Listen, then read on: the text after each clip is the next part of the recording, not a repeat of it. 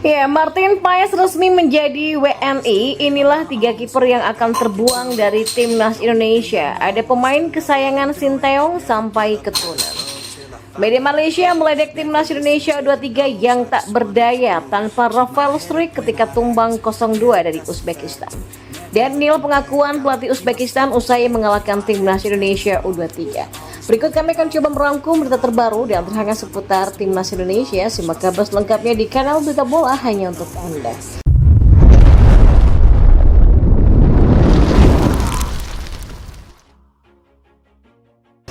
Ya, media Malaysia Makan Bola meledek timnas Indonesia U23 yang tak berdaya tanpa Rafael Struijk. Hal ini menjadi faktor yang membuat skuad Garuda Muda gagal melenggang ke final Piala Asia. Seperti diketahui, timnas Indonesia U23 harus mengubur mimpi menjadi juara Asia setelah dikalahkan timnas Uzbekistan U23 di babak semifinal.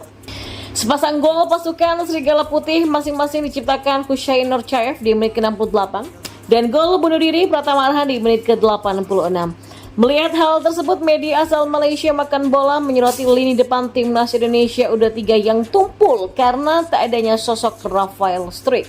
Pemain klub Ado Dehrak ini harus absen karena terkena akumulasi kartu kuning.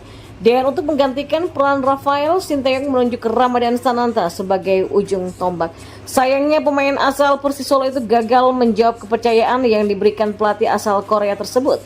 Ramadan bermain tidak eksplosif seperti Rafael Struijk di lini depan.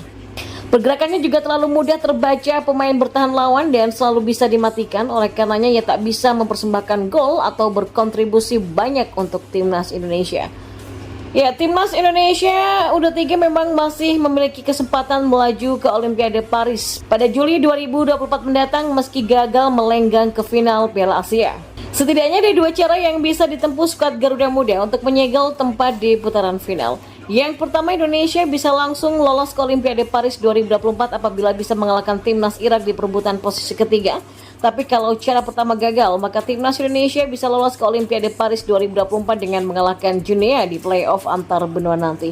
Laga itu sendiri akan digelar di Clairefontaine, Prancis pada Kamis 9 Mei mendatang. Dan kehadiran Martin Paes yang telah resmi menjadi WNI membuat beberapa penjaga gawang ini akan kehilangan tempat di timnas Indonesia. Martin Paes resmi menjadi WNI setelah mengambil sumpah di kantor wilayah Kemenkumham DKI Jakarta pada Selasa pagi tadi. Pengambilan sumpah WNI Martin Paes ini mengejutkan karena PSSI belum mengeluarkan pernyataan resmi apapun seperti pemain naturalisasi sebelumnya. Akan tetapi pemain berusia 25 tahun ini belum bisa langsung membela timnas Indonesia karena masalah administrasi di FIFA. Hal inilah yang membuat PSSI membawa kasus Martin Paes ke CAS atau Badan Arbitrase Olahraga Internasional. Apabila administrasi Martin Paes sudah selesai, maka akan ada beberapa penjaga gawang yang tersingkir dari skuad timnas Indonesia. Lantas siapa sajakah penjaga gawang tersebut? Yang pertama ada Nadeo Argawinata. Nama yang akan tersingkir dari skuad timnas Indonesia saat Martin Paes bisa berseragam merah putih adalah Nadeo Argawinata. Penampilan yang kurang konsisten membuat pelatih Sinteyong jarang memainkannya di pertandingan internasional. Termasuk pada saat timnas Indonesia menghadapi Vietnam pada laga kualifikasi Piala Dunia 2026 zona Asia pada Maret lalu. Meski dipanggil, Sinteyong lebih mempercayakan posisi penjaga gawang utama timnas kepada kiper muda Hernando Ari Sutaryadi. Padahal Nadeo sendiri merupakan salah satu pemain kesayangan Sinteyong sejak melatih timnas Indonesia pada akhir 2019 lalu. Kiper Borneo FC ini mencatatkan 24 penampilan di bawah asuhan Sinteyong. Tapi dengan hadirnya Martin Paes, maka kan senario untuk merebut satu tempat di skuad Garuda akan semakin berat. Yang kedua ada Cyrus Margono. Ya, penjaga gawang yang kini bermain untuk Panathinaikos B di Liga Turki ini sebenarnya bukan rekomendasi Sinteyong. Meski sudah resmi menjadi WNI, kiper berusia 22 tahun ini belum dipanggil Sinteyong ke timnas Indonesia senior dan kelompok umur. Termasuk ketika timnas Indonesia U23 berlaga di ajang Piala Asia U23 2024. Dan kalau Martin Paes sudah bisa memperkuat timnas Indonesia, maka peluang Cyrus Margono untuk bermain akan semakin berat. Yang ketiga ada Syahrul Tisna. Dalam beberapa tahun terakhir, Syahrul Trisna merupakan kiper yang kerap diandalkan Sinteyong ketika timnas Indonesia bertanding. Penjaga gawang Persikabo 73 ini bahkan sudah mengantongi 7 caps sejak Sinteyong melatih timnas Indonesia. Martin Paes pun akan membuat Syahrul Trisna memiliki peluang yang lebih berat untuk dipanggil lagi. Sementara itu pelatih Uzbekistan Timur Kapalze mengaku belum puas sebab target utama mereka adalah menjadi juara di Piala Asia. Pertandingannya memang sangat sulit ya, tapi sekarang kami harus mempersiapkan diri dengan baik karena masih ada satu pertandingan lagi. Kami sudah mencapai target pertama kami, tetapi sekarang kami harus mencapai target kedua, yaitu membawa pulang piala, ujarnya. Ya, penampilan dominan di Stadion Abdullah bin Khalifa membuat Uzbekistan mencatatkan 28 tembakan, sedangkan Indonesia tidak berhasil melepaskan satu pun. Namun Kapalze tidak sepenuhnya senang karena merasakan tekanan untuk mencapai final berdampak pada penyelesaian akhir timnya. Ya, memang benar kami mendominasi pertandingan ini.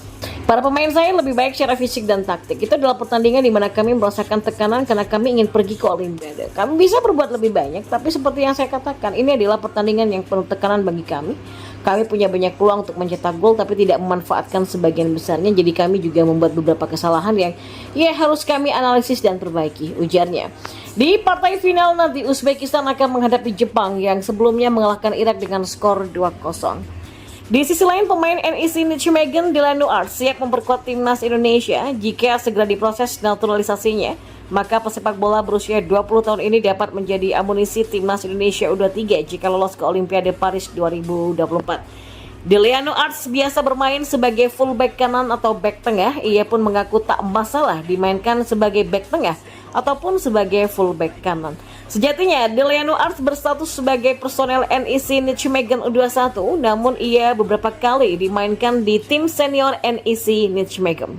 Musim ini saja, Delano Arts 4 kali mentas bersama tim senior NEC Nijmegen dengan rincian 3 laga di Eredivisie dan 1 pertandingan KNVB Beker.